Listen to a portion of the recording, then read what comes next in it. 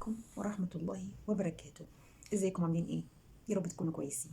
معاكم آلاء عرفة، ودي قناتي قناة حريات، بشارك فيها معاكم كل حاجة، كل ما يخص البيت والأسرة والمجتمع. القناة مش متخصصة في حاجة معينة، ملهاش توجه معين، بنتكلم في كل حاجة. ممكن نشارك وصفة مثلا شفتها على النت نشاركها معاكم، يوم جميل نشاركه معاكم، شوية نصايح ممكن نشاركها معاكم، وهكذا.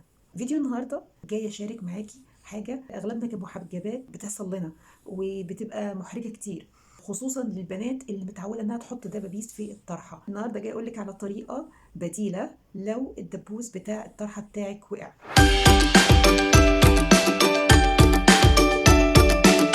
اغلبنا كبنات بنلبس دبابيس زي كده، مثلا بنشبكها من تحت كده، فبنمشي في الطريق نتفاجئ انها وقعت. ايا كان بقى، وقعت مش لفاها كويس بسبب مثلا ضغط، مثلا مستربعه عايزه اخلص وانزل بسرعه، مشيت في الشارع مثلا الهواء كان قوي طير حاجه، طير دبوس. عوامل كتير بتاثر. يفضل يبقى معاكي دبوس تاني. لو مثلا الدبوس اللي اغلبنا كمحجبات بنحطه وقع زي كده مثلا، يفضل يبقى معاكي واحد تاني احتياطي. بس لو حصل ومعكيش، لازم يكون احنا كمحجبات معانا دبابيس الامان. تجيبي مثلا دبوس زي كده، يفضل يكون طويل شويه. دبابيس الامان تكون معاكي طويله شويه. هتعملي ايه بقى؟ هتجيبي الطرحه عادي جدا، عادي جدا. الطرحه زي ما بتلفيها لفتك العاديه، ماشي.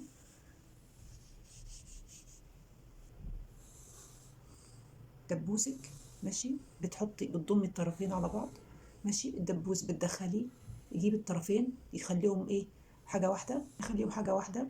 وبعد كده تجيبي تاني، بعد ما تضميهم على بعض نزلي كده، شايفه؟ يا رب تكونوا شايفين اهو. بس تبدأي بقى تلفي لفتك العادية خالص، زي ما انت بتلفيها في العادة يعني. بس اللفة العادية بتاعتك خالص. ده كان فيديو النهاردة، يا رب الفيديو يكون عجبك وافادك او اداكي فكرة مثلا معينة، لو حصل موقف زي كده تعرفي تتصرفي فيه. ولو عجبك الفيديو ما تنسيش تعملي لايك وسبسكرايب، شيريه لكل البنات. ولو صاحبتك بيحصل معاها حاجة زي كده، ممكن تشيري لها الفيديو ده. السلام عليكم ورحمة الله وبركاته.